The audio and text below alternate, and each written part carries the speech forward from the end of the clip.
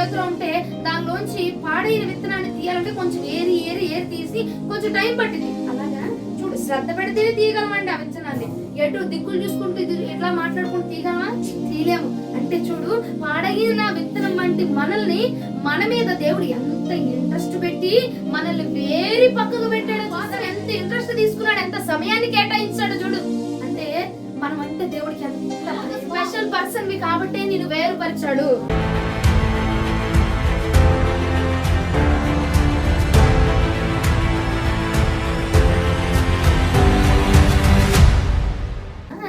వేరు చేసింది నిన్నేదో తృణీకరిద్దామనో, నిన్నేదో ఏడిపిద్దామనో, నిన్నేదో బ్యాడ్ చేద్దామనో కాదు. ఎందుకు వేరుపరిచి, ఎందుకు నేను సపరేట్ గా పెట్టాడంటే నా దేవుడి దృష్టిలో ఒక స్పెషల్ పర్సన్. హల్లెలూయా. మనుషుల దృష్టిలో మనం లెక్కలేమండి. ఉందా పోయిందా, ఉన్నాడా ఆడు పోయాడా, ఎవరికి లెక్కలేదు, ఎవరికి అసలు చెంతే లేదు, ఎవరు పట్టించుకునే నాదులే లేదు కదండి. కానీ నా యేసు ప్రభు కంట మనము ఒక స్పెషల్ పర్సన్, స్పెషల్. నువ్వు నీకోసం స్పెషల్ గా స్టాండ్ తీసుకొని అన్ని జనుల్లో నుంచి వేరు చేశాడట. ఇప్పుడు చాలా విత్తనాలు చేతిలో ఉంటే దానిలోంచి పాడైన విత్తనాన్ని తీయాలంటే కొంచెం ఏరి ఏరి ఏరి తీసి కొంచెం టైం పట్టింది. అలాగా చూడు, శ్రద్ధ పెడితేనే తీయగలమండి ఆ విత్తనాన్ని. ఎటు దిక్కులు చూసుకుంటూ ఇది ఎట్లా మాట్లాడుకుంటూ తీయగలమా? తీయలేము. అంటే చూడు, పాడైన విత్తనం వంటి మనల్ని మన మీద దేవుడు ఎంత ఇంట్రెస్ట్ పెట్టి మనల్ని వేరి పక్కకు పెట్టాడో చూసారంటే నీ కోసం ఎంత ఇంట్రెస్ట్ తీసుకున్నాడు, ఎంత సమయాన్ని కేటాయించాడు చూడు. అంటే మనం అంటే దేవుడికి ఎంత ప్రేమ. ఒక స్పెషల్ పర్సన్ కాబట్టి నేను వేరుపరిచాడు. అందరిని వేరు చేయడు దేవుడు, అందరిని పక్కన పెట్టడు, అందరికి ఒక లెవెల్ ఇవ్వడు. నీవు ఒక స్పెషల్, నువ్వు ఒక ప్రాముఖ్యమైన వ్యక్తివి.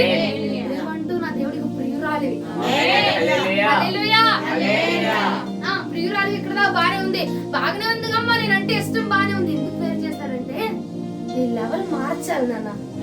నువ్వున్న రేంజ్ లో, నువ్వున్న ప్లేస్ లో గానీ, నువ్వున్న వ్యక్తి దగ్గరే గానీ, నువ్వున్న కుటుంబం దగ్గరే గానీ నువ్వు పనికిరాని పాత్ర అనుకుంటున్నారు వాళ్ళ మైండ్ వాయిస్. ఇప్పుడు మనము మాట బయటకు వస్తేనే తెలిసింది నా మనసులో నీకేముంది, కానీ ఆయన హృదయాంతరంగంలో ఎరిగిన దేవుడు.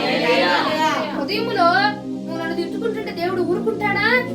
నా బిడ్డ మీదకి ఏంట్రా మీరు వెళ్ళేది, నా బిడ్డ ఏంటో, నా బిడ్డ రేంజ్ ఏంటో నేను చూపిస్తా అని హృదయంలో తలంచిన దాన్ని కూడా ఎరిగి రివెంజ్ చూపించే దేవుడు ఆయన. నువ్వున్న స్థలంలో జరుగుతుంది అదే సిచ్యువేషన్, అదే. నీ ఇంట్లో వాళ్ళకి నువ్వంటే లెక్కలేదు, నీ ఇంట్లో వాళ్ళకి ఏదో చెప్పాం కదండి కన్నాం కాబట్టి పెంచాలి. అట్లాంటి సిచ్యువేషన్ లో ఉన్నావు. భర్త దగ్గర కట్టుకున్నాం కాబట్టి పెంచాలి, భార్య దగ్గర కట్టుకున్నాం కాబట్టి పెంచాలి, పిల్లల దగ్గర కన్నాం కదరా తప్పదు కదరా అంతేనా. పిల్లల తల్లిదండ్రులు పోషిస్తున్నారు, ఎందుకు మమ్మల్ని కన్నారు కదా తప్పదు, ఏం చేయాలా అన్నటువంటి రేంజ్ లో ఉంది. కానీ అది చూసిన దేవుడు ఇక విసుగు చెందిపోయాడు, వేసరిపోయి అన్నాడు, అరే నా బిడ్డ రేంజ్ ఏంటో మీకు తెలియాలి, అసలు నేను ఏంటి, నా రేంజ్ ఏంటి, నా బిడ్డ ఏంటి, నా బిడ్డ రేంజ్ ఏంటో తెలియపరచాలి. కాబట్టి కొంత టైం ఆగండి అని చెప్పి సపరేట్ చేశాడు. ఆ సపరేషన్ లో కూడా ఆయన గొప్ప కృపను దాచిపెట్టాడు. ఏం బాధపడాల్సిన అవసరం లేదు. ఒకసారి యేసయ్య మీద పూర్తిగా డిపెండ్, పూర్తిగా డిపెండ్. అటొక్కడు ఇటొక్కడు, అటొక మాట ఇటొక మాట, అదొక చేద్దాము, ఈ ఉపమానం చేద్దాము, ఇది చేద్దాం, అది చేద్దాం, ఏమొద్దండి.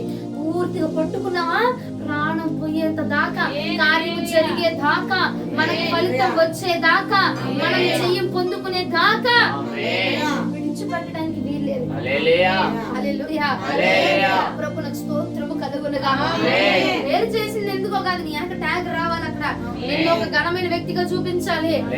ఇప్పుడు వీడు పాపిస్తోడు రా బాబు అన్నాడేమో, అందుకనే అన్య జనుల్లో నుంచి వేరు చేసి ఆడు పాపిస్తోడు కాదురా, ఆడు పరిశుద్ధుడు, ఆడు పరిశుద్ధుడు అని పేరు పెట్టడానికి వేరు చేశాడు. అక్కడ కూడా నీ కుటుంబం నుంచి వేరు చేసింది. అందుకే నీ కుటుంబంలో నీకు ఏ పేరుందో దాన్ని ఆ పేరు మార్చి నీకు పరిశుద్ధుడు అని పేరు రావాలని, ఘనమైన వ్యక్తి అని పేరు రావాలని, ఆశీర్వదించబడిన వాడని పేరు రావాలని దేవుడు నిన్ను సపరేట్ చేశాడు తప్ప నీకు మరొక ఉద్దేశం లేదు. స్తోత్రము కలుగునుగా, స్తోత్రము కలుగునుగా. ఇప్పుడు నిన్ను వేరు చేసిందే వేరు పెట్టడానికే, నీ రేంజ్ మార్చడానికే.